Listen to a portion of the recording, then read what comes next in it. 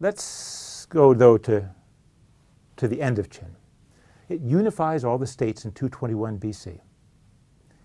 And suddenly, under the reign of the second emperor, it collapses. The collapse is sudden.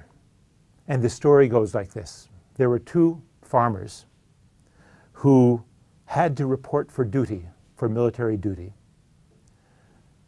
And there was a deadline. And the rule in Qin was that if you did not make your deadlines, you were subject to execution. The farmers are going through a swamp and they're caught in a rainstorm. They can't get out in time, and they realize they're not going to make it to their station in time, and they will be executed. They go home, they'll be executed, their families probably as well. If they go to the camp, they'll be executed. So they say, well, the hell with it. Let's revolt.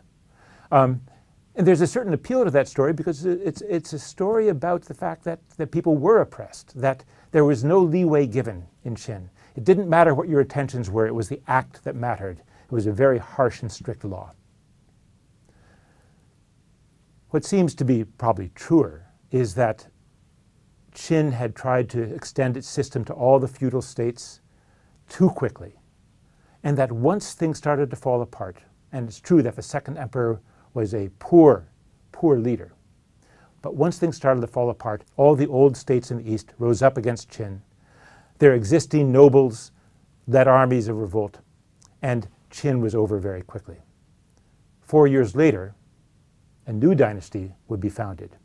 But for the moment, the larger lesson that might have been learned by many people was that a single centralized bureaucratic empire was not effective, was not a solution. That in fact the Zhou model, Zhou feudalism, was still the only viable form of government, and that Qin represented a failure. Why that was not so will be our concern in the next module.